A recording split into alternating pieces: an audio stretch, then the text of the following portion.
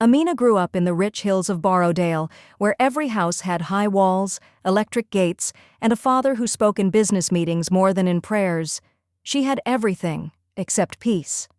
Every morning, her driver dropped her off at the university in his shiny black car, and every afternoon she sat alone beneath the jacaranda trees, watching other students laugh and share sadza by the roadside.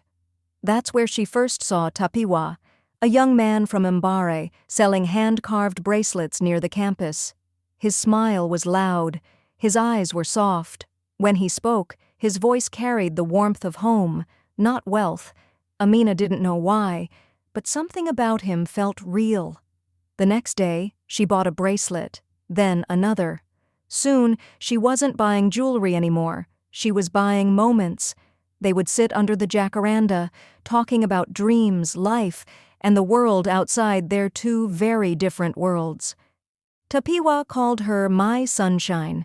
She called him Mbare poet. But love, in their world, was not simple. When Amina's father saw a picture of her and Tapiwa on social media, his blood boiled. "You think you can shame this family for a boy from the streets?" he thundered. Her mother tried to defend her, but the walls of tradition were stronger. That night, Amina cried, clutching the bracelet he made her, whispering, "Why does love always have to ask for permission?" After that night, Amina's world changed. Her father took her phone, stopped her allowance, and warned, "If I ever see that boy again, I'll make him disappear." But love doesn't die that easily. Amina found a way. Every Friday, after lectures, she would sneak out through the back gate and meet Tapiwa behind an old bus stop. They'd share street food, laughter, and dreams. Tapiwa would recite poems he wrote for her, words that sounded like music. "You're the city light I can never reach," he'd say, and she'd smile, tears shining in her eyes. But the city had eyes everywhere. One afternoon, her father's driver followed her. Photos were taken, messages were read. The truth reached home faster than love could hide. That night, her father waited for her in the living room, face cold as stone.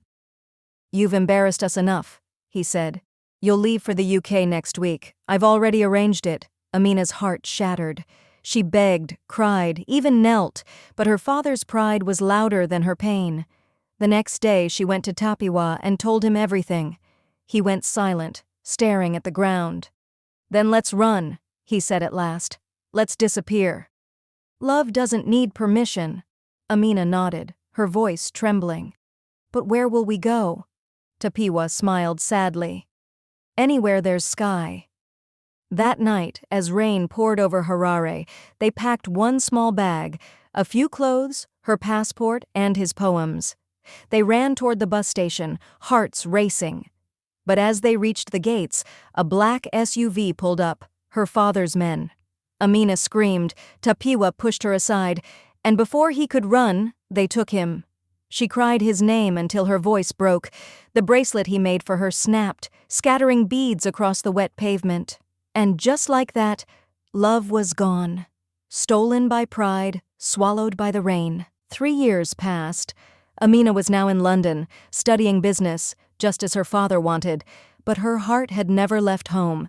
She deleted her social media, stopped going out, and every night she dreamt of one thing: Tapiwa's voice calling her my sunshine. One evening, she was walking through Brixton when she heard music drifting from a small cafe, soft Mbira sounds mixed with poetry. She stopped. The voice was familiar. The rhythm was home. She walked in, and there he was, Tapiwa, alive, older, dressed in a simple shirt, performing on stage with the same fire in his eyes. She froze. When he looked up and saw her, his words stumbled. The whole room went quiet. Slowly, he stepped off the stage, eyes filled with tears. "I waited," he said softly. "I told myself if love is real, it will find its way." Amina couldn't speak. She just ran into his arms, and for the first time in years, the world felt right again. They talked until morning.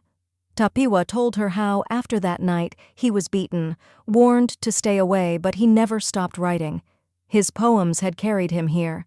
And Amina told him how her heart never healed, how she saved every broken bead from his bracelet. They rebuilt their love, Not in secret this time, but in strength. Months later, they released a spoken-word video together. Love Has No Address. It went viral across Africa. The story of the rich girl and the poor boy who refused to let the world tell them who they could love. When her father saw the video, something inside him cracked. He called her for the first time in years. "Amina," he said quietly, "bring him home." When they returned to Harare, the same driver who once spied on them opened the gate, and there, by the jacaranda trees, her father waited, older, humbled. He looked at Tapiwa, then at his daughter, and said, "If love survived all that, then maybe it was meant to be." From that day, the hills and the streets were no longer divided, because two hearts had built a bridge the world could not burn.